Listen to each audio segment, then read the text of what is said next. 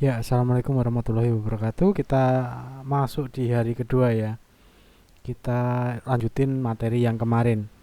Jadi yang kemarin itu kita ke iklan ya terakhir ya ke fundamental iklannya. Nah, hari ini kita akan fokus ke headline dan ke pembuatan iklan. Kita masuk ke headline dulu ya. Oke, ini kita tutup dulu. Saya ingetin kembali kemarin fundamental itu kemarin yang orang lihat pertama kali ini yang penting ya. Orang lihat pertama kali dari iklan kita itu adalah warnanya, kemudian headline dan desain. Warna dan desain kemarin sudah kita bahas. Nah, kita sekarang lanjut ke headline-nya. Nah, headline tuh gimana sih? Headline tuh biasanya ada di paling atas, di bagian paling atas atau sebelah kanan atas. Kalau Indonesia ada di sebelah kanan atas atau di bagian atas. Saya saranin lebih taruh ke sebelah kanan atas. Kenapa? Karena biasanya orang itu akan melihat bagian kanan atas dulu. Kalau brand kita sudah terkenal, orang sudah tahu, kanan atas itu biasanya ditaruh logo. Coba cek perusahaan-perusahaan besar biasanya mereka logonya mereka taruh di sebelah kanan atas karena secara brand mereka sudah kuat, sudah orang sudah ingat mereka. Jadi cukup taruh logonya. Nah, kalau logonya belum kuat, kalau bisnis kita brandnya belum kuat, ya berarti yang ditaruh di atas atau sebelah kanan atas tadi itu adalah headline kita. Nah, headline dibagi beberapa bagian ya, klasifikasi menurut pengalaman saya selama ini dalam membuat iklan tuh ya. Jadi headline tuh yang pertama yang mengejutkan. Mengejutkan tuh seperti apa sih? Mengejutkan tuh contohnya ini OMG, oh my god gitu. Langsung langsung buat orang apaan nih gitu, langsung buat orang terkejut. Atau hei kamu, iya kamu, jadi hei kamu, iya kamu, ya beneran kamu maksudnya gitu. Kemudian stop scrollingnya, kalau ini udah biasa ya, stop scrollingnya itu udah banyak dipakai. Tapi coba pakai yang lain. Kalau misalkan bisnisnya jualan sambel misalnya, resep rahasia nenek, jualan makanan ya itu bebas deh. Jadi resep rahasia nenek itu kan buat orang, bikin orang itu terkejut. Wah, nenek nenek buat buat resep nih. Nah, ini nggak harus nenek ya, boleh yang lain, boleh disesuaikan. Ini karena bisnis kuliner dan contoh aja. Tapi buat sesuatu tuh yang mengejutkan gitu loh. Terus kemudian sebelum lulus pasti dapat kerja, ini untuk yang bisnisnya lembaga pendidikan. Jadi pastikan mereka dapat kerja sebelum lulus. Ini menarik banget untuk orang ya. Untuk calon-calon orang yang akan masuk lembaga pelatihan, mereka sudah punya kepastian dulu. Wah, shocking, sesuatu yang shocking untuk mereka, yang membuat mereka terkejut. Sebelum lulus pasti dapat kerja. Ya kita siapin lowongan kerja di awal, kemudian nanti mereka tinggal pilih. Kalau urusan kerja itu kan urusan pilihan ya. Jadi kita tetap nggak bohong, tetap kita bisa menarik perhatian banyak orang. Jadi kita beneran siapin itu, siapin lowongan kerjanya supaya mereka nanti milih. Nah, entah urusan itu nanti diterima atau enggak, itu tergantung mereka sama pemberi kerja, kan itu kesepakatan ya. Tapi kita berupaya memaksimalkan bahwa sebelum mereka lulus di lembaga pendidikan kita, mereka itu sudah punya pilihan mau kerja di mana tuh. Jadi headline ini benar-benar membuat orang itu jadi lebih fokus sama iklan kita untuk yang model-model mengejutkan, yang jenis mengejutkan. Ada lagi headline untuk di luar kebiasaan pada umumnya. Ini contoh ya. Gak nyangka ternyata barang ini masih ada yang jual. Misalkan kita jualan barang unik gitu ya. Nah, yang jadi pikirannya orang, nggak nyangkanya itu kata-kata kuncinya. Nggak nyangka ya, itu kan di luar kebiasaan. Yang namanya nggak nyangka berarti kan nggak biasa gitu.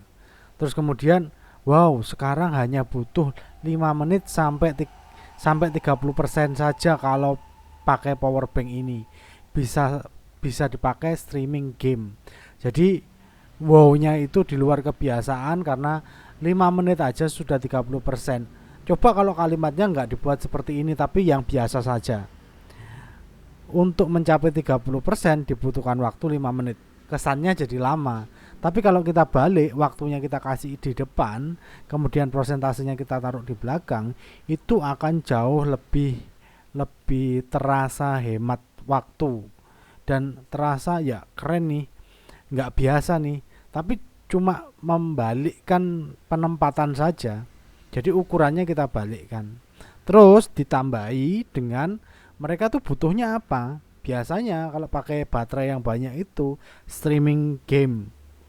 Nah, oke nih, mereka sudah terpenuhi apa yang menjadi keinginannya mereka. Mereka tetap bisa main game meskipun baterainya sebentar lagi lowbat. Karena dicolokin power bank aja cuma butuh 5 menit sudah nyampe 30%, nggak sampai kehabisan baterai. Kan bahaya ya. Main game sampai kehabisan baterai, rugi gitu. Nah, itu di luar kebiasaan. Terus kemudian dimasak pakai si api biru. Jadi pastikan kompor kita, kalau ini bisnis kuliner ya, pastikan kompor kita itu apinya selalu biru. Padahal ya itu apinya standar-standar aja, api biasa, kita nggak ngotak-ngatik macam-macam. Kalau mungkin yang lain ada yang kuning, ada yang biru, tapi kita memastikan api kita selalu biru. Itu dari settingan kompornya, dari pilihan gasnya yang kita pakai, itu jadi sesuatu yang pembeda untuk yang lain. Lalu di luar kebiasaan pada umumnya yang lain itu nggak perlu repot masak lagi. Ini untuk bisnis catering, jajanan, snack yang tinggal ambil, tinggal pilih. Jadi kebiasaannya market potensial itu kan masak. Nah, kita kasih headline yang selama ini jadi keluh kesahnya mereka. Nggak perlu repot masak lagi, karena masak itu repot. Saya sendiri kalau lagi iseng masak gitu ya banyak persiapannya, terus kemudian selesai masak harus bersih-bersih lagi. Oke ya. Kemudian nggak perlu lagi pusing mikirin gantungan jilbabnya karena sudah kami berikan gratis. Nah, orang kalau mau beli jilbab biasanya mereka punya banyak koleksi jilbab, dan ketika mereka mau menggantungnya mereka kesulitan. Sorry sebentar. Ketika mereka akan menggantungnya, mereka itu kesulitan kesulitan si menata siapanya itu si jilbabnya, karena kan perlu gantungan khusus ya. Nah, mau beli itu kadang mager, kadang males, nggak ada barengannya kayak gitu, males. Nah, kita kasih gratis untuk yang beli jilbab di kita.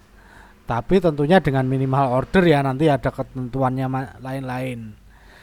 Ada ketentuannya lain-lain dalam iklan kita. Tapi kita yang pertama sudah bisa menarik perhatian si market potensial. Karena kita cantumin, kita kasih gantungan jilbabnya gratis. Oke. Terus kemudian yang selanjutnya adalah membuat lebih merasa titik-titik. Oke.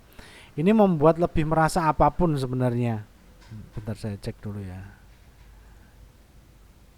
Oke. Membuat lebih merasa apapun. Jadi yang pertama contohnya, kini lebih mudah setrika tanpa kabel. Berarti itu membuat orang merasa lebih mudah. Kemudian mau bebas ongkir, bisa dong. Itu membuat orang merasa lebih hemat. Jadi membuat orang merasa lebih hemat. Terus kemudian lagi, bukan yang termurah tapi barang pesananmu dijamin aman sampai tujuan. Itu berarti membuat orang merasa lebih aman. Yang tadinya was-was, khawatir, kita buat merasa lebih aman. Terus yang keempat, tuh kan gue bilang juga apa, makin cakep kan kalau pakai ini, entah itu skincare, baju, jaket, celana, tas, bebas lah, bisa disesuaikan. Jadi itu membuat orang menjadi lebih merasa cakep, bener. Jadi setelah tadi mengejutkan, di luar kebiasaan, kemudian membuat orang menjadi lebih merasa, sekarang kita waktunya merumuskan headline itu harus relevan. Relevan dengan apa? Relevan dengan impiannya orang, dengan impiannya market potensialnya. Misalkan seneng banget kan kalau suami makin sayang, setiap istri itu selalu memimpikan suaminya makin sayang sama dia, pasti itu. Jadi kemungkinannya kalau nggak pasti ya 99,9% lah. Yang namanya istri itu pasti pengen suaminya makin sayang. Kemudian yang relevan dengan harapan. Jadi setelah relevan sama impiannya, kemudian relevannya sama harapannya dia. Contohnya, jangan sampai anak-anak lupa waktu karena gadget. Orang tua pasti punya harapan bahwa anak-anaknya itu tepat waktu sholatnya, tepat waktu untuk belajar, tepat waktu makan, dan tidak sampai terlupakan karena gadgetnya mereka masing-masing. Jadi ini nanti bisa untuk program pendidikan coding, mainan anak edukasi, mainan game keluarga, macam-macam. Jadi itu harapannya orang tua. Jadi antara impian tuh sudah bener-bener ngebet banget, tapi kalau harapan tuh pengennya di bawahnya impian. Tapi tetap ini relevan dengan si bisnis kita harusnya. Lalu yang ketiga, headline-nya harus relevan dengan keinginan. Jadi kalau harapan tadi ya beneran pengen tapi urgent. Tapi kalau keinginan ini nggak terlalu penting tapi ya pengen sih lebih apa gitu. Jadi misalkan praktis banget, Anda pasti juga mau alat ini. Jadi kita memastikan keinginannya orang. Jadi kita mengiyakan orang yang membaca ini memutuskan untuk iya. Kita nggak ngasih pilihan iya sama tidak, tapi kitanya yang mengiyakan supaya orang ngikut iyanya. Oke, itu harus relevan. Terus kemudian kita waktunya praktek. Jadi headline tuh nggak bisa dipelajari kayak gini tuh contoh aja ya. Yang saya sampaikan ini contoh aja, nggak bisa dipelajari saklek seperti ini karena bisnisnya macam-macam, marketnya macam-macam yang kita temui, nggak harus selalu satu itu tuh terus. Karena banyak, makanya kita perlu praktek. Nah, praktek ini polanya seperti ini tadi ya, bisa dicontoh ya polanya. Kemudian kita prakteknya itu selalu pakai kompas ini, kompas pain, gain, problem sama solution. Pain ini contohnya punggung sampai ini salah ketik ini, sakit sampai sakti. Punggung sampai sakit tapi tetap gak bersih. Ini jualan vacuum cleaner, jualan alat pel misalnya kayak gitu. Jadi kita membuat orang tuh mengingat kembali rasa sakitnya. Kalau gain ini membuat orang ingat lagi apa yang diimpikannya. Masa sih gak pengen makin cantik? Semua wanita pengen makin cantik. Semua wanita tuh merasa cantik. Jadi ngomong jangan pakai kata masa sih gak pengen tampil cantik gitu, jangan. Karena kan itu berarti asumsi publiknya orang itu jelek yang baca itu nggak cantik gitu. Jadi pakai kata makin. Masa sih gak pengen makin cantik. Jadi istilahnya tuh nggak terlalu itu ya, nggak terlalu membebani market ya. Market supaya seneng dulu. Makanya pakai kata makin. Apapun itu nggak harus makin cantik. Terus kemudian problem. Sudah coba ini itu tapi nggak ada yang cocok. Ini pasti cocok untuk kamu. Jadi kita memastikan di awal. Jadi kita mengingatkan kembali orang tuh problemnya. Wah nggak cocok A B C D E, nggak cocok A B C D E. Mereka nyari solusi kan. Nah begitu masuk ke iklan kita seolah-olah bisa membaca pikirannya mereka. Jadi kita tuh seolah-olah bisa membaca apa sih yang sebenarnya dicari sama si orang ini. Pakai kata-kata ini tadi, sudah coba ini itu tapi nggak ada yang cocok, ini pasti cocok untuk kamu. Nah nanti dia pasti kemungkinan besarnya akan membaca penawaran yang selengkapnya di iklan kita. Tapi kita sudah berhasil nih pakai headline yang berhasil membuat orang berhenti, terus melihat, membaca, sama nanti mempelajari lebih dalam lagi. Kemudian yang solution. Nah solution ini kita fokus ke solusinya. Nggak perlu ribet ongkir lagi karena ada subsidinya. Ini dulu terbukti di penjualan hiasan dinding saya tuh naik penjualannya, sama buku tuh naik penjualannya karena ada subsidi ongkir. Rata-rata ongkirnya dulu sekitar 1 kilo itu 16.000 kalau enggak 17.000 ya. Begitu ada subsidi ongkir 10.000 aja, itu orang langsung banyak yang beli karena merasa menang tadi dan merasa itu jadi solusi untuk dia. Jadi meskipun itu kita tetap bayar ongkirnya, orang tetap bayar ongkirnya 7.000, tapi orang sudah merasa menang dan merasa nggak ribet untuk ongkir yang berat itu. Itu tadi ya, jadi praktekin headline-nya, buat headline-nya macam-macam, harus sering buat headline, harus sering baca headline-nya orang, harus sering buat headline macam-macam supaya lebih mudah lagi nanti membuat headline, terbiasa. Karena iklan tuh kalau mau buat iklan ya, serius, ini jangan langsung buat semuanya, buat headline-nya dulu aja.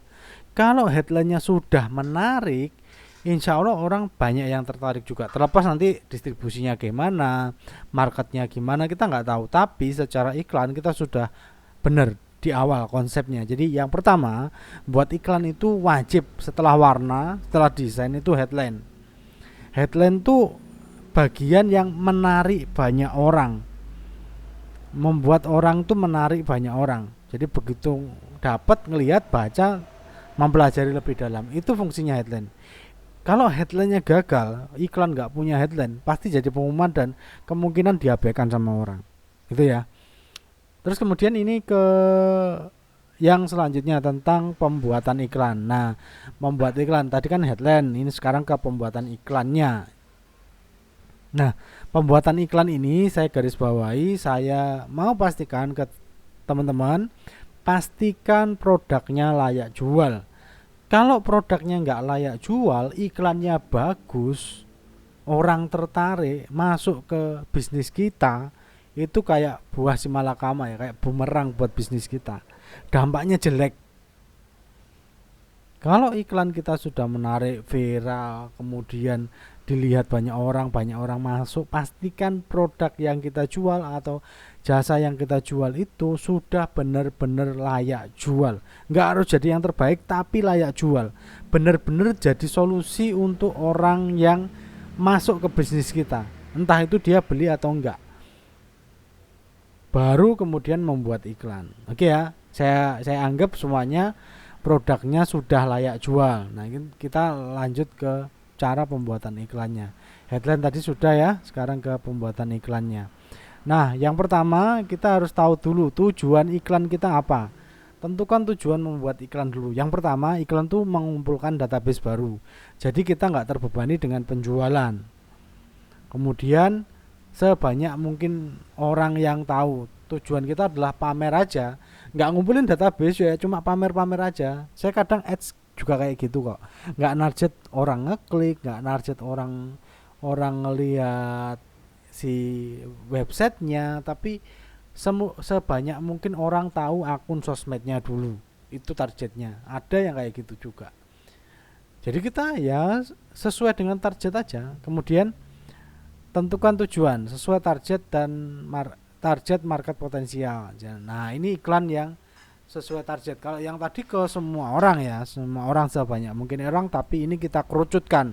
Misalkan saya pengen orang yang tahu bisnis saya itu adalah orang yang suka masak karena saya jualan wajan. Berarti ya yang saya target adalah iklannya untuk target market potensial, enggak untuk yang lain. Mungkin mereka lebih banyak uangnya ya, mungkin bisa beli langsung. Tapi kalau itu bukan target market potensial ya jangan diambil, karena mereka belum siap untuk melakukan pembelian karena mereka kebutuhannya belum dibangun. Kalau kita masih ngomong produk bisnis kita untuk semua orang, itu awal mula bencana tuh. Kecuali produk kita produk retail ya, produk retail tuh cocok pakai tujuan sebanyak mungkin orang tahu, karena sudah nggak perlu lagi minat macam-macam, setiap hari orang konsumsi soalnya. Oke, lanjut. Kemudian tentukan tujuan yang keempat, retargeting warm sama hot market. Retargeting ini teknis banget ya, ke ads nantinya, ke ads, Google Ads, Instagram Ads, Facebook Ads. Ini targeting. ke warm sama hot market. Kalau kita masih pakai cara manualan, retargeting ini dengan melakukan follow up iklan ulang ke orang-orang yang sudah masuk database warm market sama hot market kita. Warm market itu orang sudah anget-anget tuh, sudah mau siap closing tapi kita perlu pendalaman lagi. Kalau hot market tuh orang yang sudah pernah beli atau ngebet pengen beli, nah itu kita closing. Nah tujuannya apa iklan kita itu? Nanti beda-beda model iklannya. Lalu kemudian ke penjualan langsung. Nah seringnya orang itu langsung ke penjualan langsungnya. Dan ketika penjualan langsung gagal, akhirnya nggak ngiklan lagi. Padahal iklan itu penting. Perusahaan besar itu sampai sekarang masih tetap ngiklan ya. Mereka sudah punya banyak data pelanggan, tapi mereka tetap aja ngiklan. Karena ya iklan ini penting. Cuma mereka tidak melulu untuk penjualan langsung. Kalau penjualan langsung ini biasanya promo akhir tahun, promo event, promo tanggal cantik itu boleh lah. Karena orang terbiasa dengan tanggal-tanggal cantik, event-event cantik seperti itu. Jadi tujuannya apa dulu? Tentukan tujuan iklannya apa dulu. Supaya nanti fokus hasilnya. Mungkin kalau saya iklan seringnya pengen ngumpulin database baru. Karena database adalah salah satu cara kita mengefisiensikan kerja operasional tim marketing kita. Tuh. Kemudian yang berikutnya riset. Riset ini harus kita lakukan sebelum membuat iklan ya. Kenapa riset harus kita lakukan? Karena semakin kita tahu tentang apa yang ada saat ini, iklan kita, kompetitor kita, tren kita, itu akan jauh lebih mudah membuat iklan yang tepat. Ini iklan beberapa kompetitor. Jadi kita ngelihat iklan beberapa kompetitor di Meta Ads Library. Ntar iklan Meta Ads Library ya.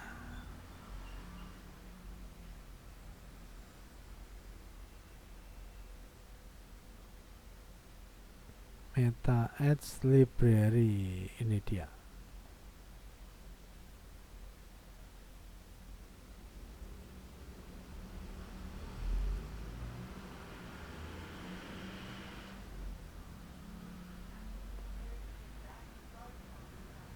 Meta Ads Library. Nah, di sini kita bisa pilih ya.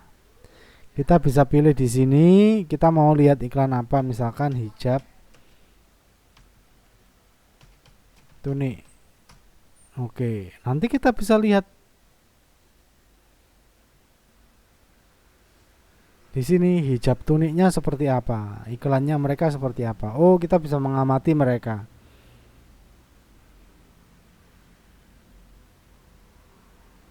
Oh, ini hijabnya. Oh, kalau hijab saran saya mending pakai model iklan yang seperti ini. Jadi satu di awal gambar utama, kemudian baru ke variannya. Ini lebih menarik daripada yang satu jenis gambar saja. Karena bayar iklannya tuh sama. Lebih baik kita buat konten yang lebih menarik dan jangan langsung ke pembelian ya.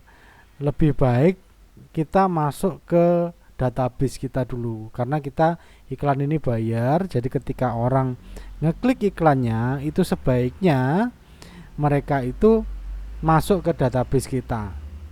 Jadi kita bisa kita olah lagi nantinya, bukan hanya sekedar mereka lihat-lihat ke Instagram kita, ke website kita, bukan.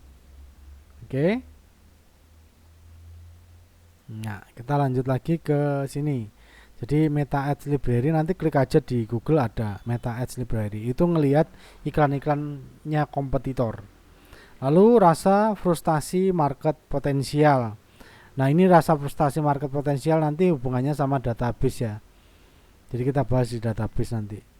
Jadi riset itu kita harus tahu juga rasa frustasi market potensial itu apa aja yang ada dalam diri mereka, supaya kita lebih kayak bisa baca pikirannya orang gitu loh. Kalau kita tahu rasa frustasi marketnya, kita kayak bisa baca apa yang dipikirin orang dan membuat orang itu bergerak lebih cepat. Lalu kemudian kita juga harus riset ke tren di market potensialnya. Tren market potensialnya itu ada apa aja sih di market potensialnya? Seperti yang saya sampaikan kemarin di fundamental ya, di fundamental tuh tren tuh nggak selalu harus kita ikuti. Kita harus menyesuaikan dengan jati dirinya si bisnis kita. Jadi nggak selalu melulu harus ngikutin tren, tapi kita juga menyesuaikan. Tapi kita ketika riset harus memasukkan sebanyak mungkin data kan. Jadi tren di market itu kita masukin juga supaya jadi bahan pertimbangan atau ide, tombol buttonnya untuk aha momennya kita untuk nemuin ide baru. Lalu kemudian setelah riset, setelah tujuan iklan, riset, kemudian jenis iklan. Nah, jenis iklan ini apa aja? Ini pengenalan aja ya. Visual tuh ada video, bisu sama subtitle. Jadi nggak perlu harus ada suaranya kok, karena sebagian orang tuh melihat iklan itu cuma video aja, nggak pakai suara. Tapi supaya iklan kita bagus harus dikasih subtitle yang tulisan itu. Meskipun mereka nggak ada suaranya, tapi mereka bisa terima apa yang kita maksudkan, kita katakan, iklan kita sampaikan itu lewat subtitlenya. Lalu kemudian bentuk flyer ini untuk bisnis offline ya. Lalu kemudian ada audio. Kalau audio ini modelnya voice over, biasanya ada video, liputan orang atau gambar sesuatu, video sesuatu gitu, ada orang ngomong di belakangnya, itu pakai voice over. Atau kalau yang bisnis offline itu mereka pakai toa biasanya. Ya 15.000 diskon 20% hari ini kayak gitu, yang rekaman. Tapi nggak saya saranin pakai rekaman, orang nggak perhatikan. Harus ada orang yang nyata berinteraksi di depan tokonya, itu lebih menarik perhatian. Kemudian audio lagi, iklan jenis audio itu yang jingle. Macam-macam, ada es krim wall, sari roti, terus tahu bulat, kemudian jagung manis, macam-macam lah. Tapi itu cenderung diingat orang kalau audio itu. Terus kemudian audio visual, jadi penggabungan antara audio sama visual. Ini 14 detikan plus subtitle untuk di story ya, biar bisa masuk di story manapun itu di set 14 detikan aja. Kemudian sama mini series. Kalau mini series ini kayak serial di YouTube, mungkin 5 menitan, 3 menit gak apa-apa, tapi ada subtitlenya dan orang bisa ngerasa menikmati si mini series itu tanpa, kalau mungkin tanpa harus pakai suara ya. Itu bisa. Jadi itu bisa membuat orang tetap memahami maksud dari mini series tersebut. Mini series ini budgetnya besar ya, tapi kalau pas marketnya dan viral itu bisa ditonton orang berulang kali. Banyak sekarang brand-brand besar, artis-artis, dan beberapa tempat-tempat lokasi destinasi wisata itu membuat mini series untuk bisnisnya. Jadi 3 episode, 5 episode. Ya mungkin budgetnya besar di awal, tapi kemungkinan ditonton orang terus-menerus iklannya. Orang nggak ngerasa nonton iklan, mereka menikmati mini seriesnya. Tapi iklan kita tetap muncul. Lalu kemudian audiovisual juga, itu iklan audiovisual itu iklan yang bentuknya live streaming. Jadi ketika kita live streaming itu juga bentuk iklan. Jangan terbebani dengan berapa orang yang nonton, terus kemudian ini ada yang nonton atau enggak, benar atau salah. Jangan terbebani tentang hal itu, karena target kita bukan untuk membuat orang itu tampil sempurna. Kalau di bisnis yang nggak ada yang sempurna, tapi yang penting kita sudah mentautkan secara sistem ya, live streaming di akun sosial media kita sudah tertaut secara sistem. Kemudian visibilitas bisnis kita juga dilihat oleh banyak orang, market potensial kita. Setelah live streaming ada yang kedua, yaitu YouTube. Ya, YouTube itu sama kayak mini series tadi ya. YouTube tuh lebih jangka panjang iklannya karena tersimpan di sana, bentuknya audiovisual. Tapi kalau itu bagus, kontennya bagus, nggak hanya konten iklan ya, tapi sesuatu yang dibutuhkan oleh audiens, itu akan ditonton berulang kali. Dan channel YouTube kita akan jadi pemasaran 24 jam tanpa harus kita terus posting iklan, karena iklannya itu membuat orang memenuhi kebutuhannya orang lewat audiovisual, kemudian kita bisa cantumkan link di deskripsinya atau di dalam videonya kita tampilin iklan kita, iklan produk kita. Nggak harus langsung kayak mini series lah ya. Di YouTube tuh sekarang ada Canva, itu jauh lebih mudah. Buat video lewat Canva pun juga bisa. Lewat CapCut juga bisa, lebih mudah lagi, banyak alatnya sekarang. Tapi itu salah satu bagian dari iklan audiovisual. Lalu kemudian iklan yang lain tuh iklan sensor tubuh ya. Iklan sensor tubuh itu iklan yang menurut saya cerdas ya. Karena iklan yang dengan sensor tubuh ini untuk bisnis yang offline ya. Iklan sensor tubuh itu tidak bisa disaring oleh critical thinkingnya otak manusia. Jadi orang langsung merasa sesuatu, langsung mempersepsikan sesuatu. Penciuman misalnya, ketika kita ke toko roti, itu langsung kecium bau roti. Dan kita punya kemungkinan lebih dari 50% untuk beli kalau kita lewat depannya toko roti. Kenapa itu dibuat seperti itu? Karena ya memang didesain untuk bau. Coba kalau perhatikan ya, kalau ke toko roti besar yang konsepnya sudah waralaba, cek ada banyak sekali alat parfum di toko tersebut. Lebih mungkin dari 5 atau 6 parfum semprot otomatis di toko tersebut. Itu parfumnya adalah parfum bau roti, supaya menggugah selera orang untuk melakukan pembelian. Kalau mereka uangnya ada dan tidak terlalu buru-buru, mereka pasti mampir untuk lihat-lihat dulu dan beli. Kemudian sensor yang berikutnya itu sensor kulit peraba. Ketika kita ngerasain dingin, ngerasain sesuatu yang di kulit kita, itu akan cenderung kita, oh ini enak nih, adem banget nih rasanya, oh ini nyaman nih. Atau pas di apa itu, di mall, di tempat bisnis, sebuah bisnis, itu AC-nya dingin banget atau nyaman banget. Terlalu dingin atau nyaman itu membuat memorinya orang ingat. Nah, itu termasuk iklan.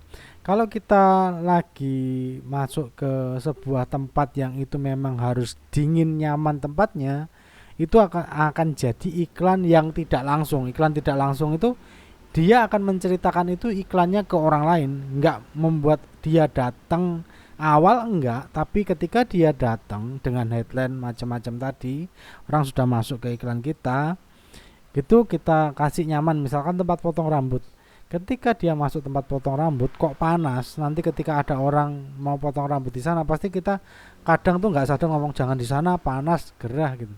Tapi kalau tempatnya nyaman, ada AC-nya, wangi, pasti kita akan rekomendasiin kayak gitu. Dan ketika jenis iklan sensor tubuh yang kulit ini, otak tuh sudah jadi nggak logis lagi, sudah emosional, karena berkaitan sama kenyamanan dirinya dia. Oke. Terus kemudian ini yang teks, iklan jenis iklan teks ya.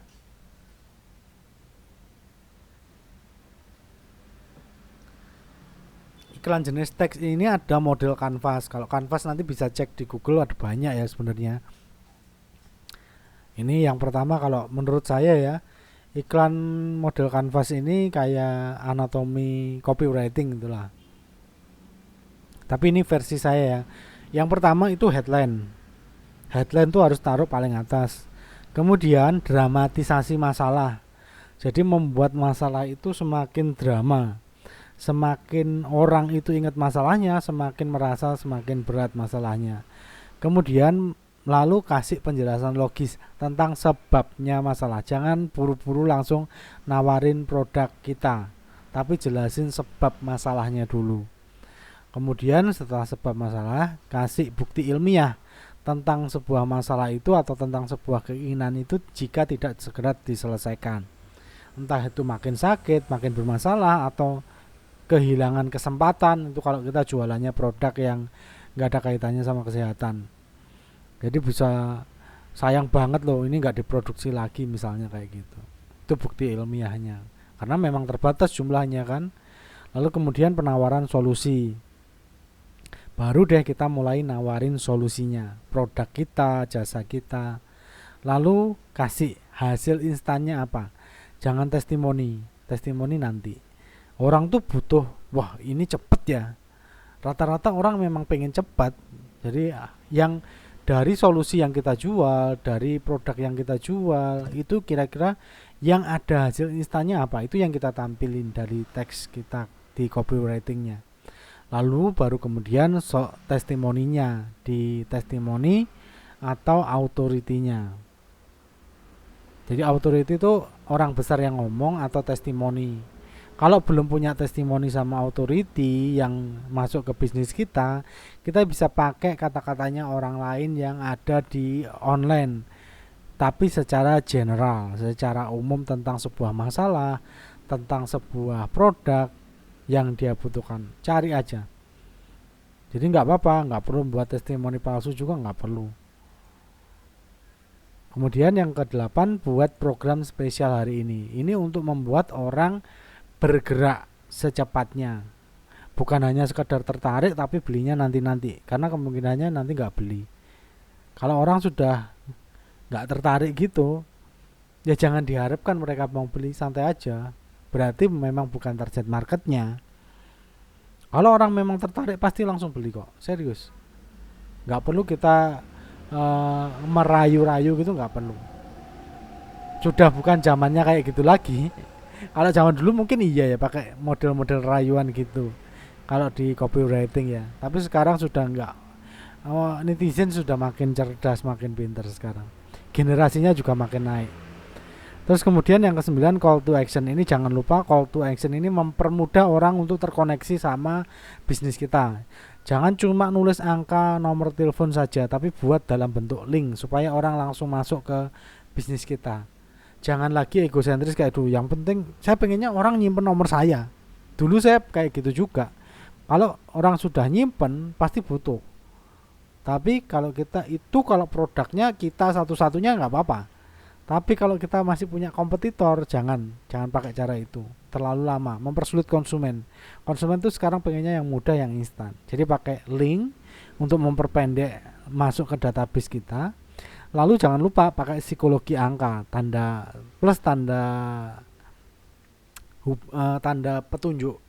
Psikologi angka itu angka 1, 3, 4, 7, dan 9 itu terkesan jauh lebih murah daripada angka 5, 6, 8, 0.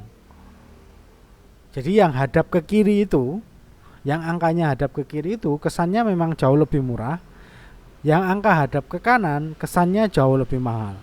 Jadi buat produk kita, layanan jasa kita itu dengan angka-angka yang menghadap ke kiri kalau bisa, agar terkesan lebih murah, kan nggak terkesan berat.